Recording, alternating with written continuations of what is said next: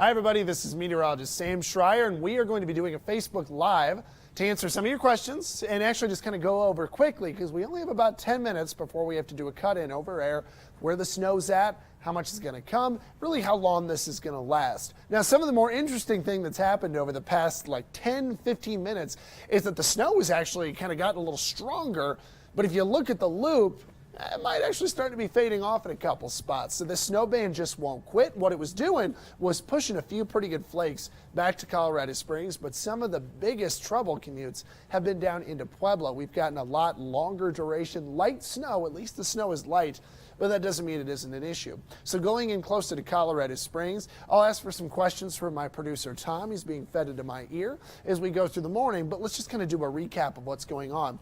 Basically, across all the springs, you're either seeing some light snowflakes or a decent little flurry, especially that flurry from the central half of the city down south, basically going to the Gods Road, more Fontanero south to downtown, rounding the Motor City curve, and especially out east. The airport's getting some snow. Security Widefield also getting some snow. I-25 from the Motor City curve through the MLK bypass down south, more snowfall. Watch Highway 94 drives. For those of you who live out east into El Paso County, that's where it's going to stay slick. But also Pueblo, down into the Steel City, we've got snow from Bragdon to Eden, all the way through Pueblo City Center, and then out east along Highway 50. So it has remained slick out east in Pueblo, but the best snowfall has actually been falling on that El Paso Pueblo County line. Now, the good news is this is only going to last for a few more hours at the longest. Towards lunch, we are forecast to be dry, and actually the hope is that we'll get some sun. But I think what's going on is we still have energy up above in the atmosphere, in the sky, and we're getting this southerly push out of the south. So that's running up the terrain a little bit, especially in the springs and down over by Pueblo, and it's squeezing out kind of the last few snow showers. If you do look to Pueblo, starting to see a little breakup in the snow. So hopefully we kind of get this to stop as that morning commute goes on.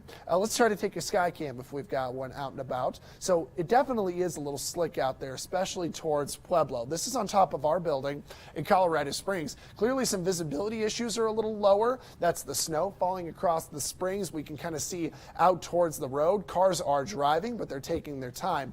I-25 is actually mostly wet from the snow treatment put on by CDOT. This is our photographer Juice driving with our reporter Shayla Gerard, and they're actually going to be out doing some drives basically to kind of find where the slick spots are. They'll be doing us online coverage. They just passed the American Furniture Store. They are driving south just past Fillmore, heading on their way to downtown. But this kind of tells you the story. They're driving at normal speed, and the I-25 is just wet. Again, CDOT put that treatment down, and we just didn't get that much snow. Even those light, stronger flurries over the springs, this is not going to be able to really do anything to that road. The worst stretch is down into Pueblo.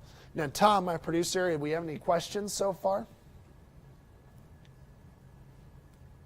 Nothing yet, no questions, that's okay. So just kind of looking back in a little closer again, Springs is covered with light snow, basically from the south side to Fort Carson, back in around the Motor City curve, down south to Security Widefield, and out on the east side of town. The airplanes, or the airport and the airplanes are still getting a little bit more light snowfall, but the big story today has been the snow falling out towards Pueblo, especially from Pueblo west and then east along Highway 50. And I'm going to step off and kind of zoom our radar around just a little bit more. If I back this thing up and actually kind of take a little bit more of a look out to those eastern plains of El Paso and Pueblo County, the snow was heaviest basically all night right on the county line. That hole, by the way, is the Doppler radar. It basically starts and spreads the beam out from the center of the Doppler, and it kind of creates that hole in the middle. So the heaviest snow is still east of the springs in eastern El Paso County, but up north, Highway 94 drives especially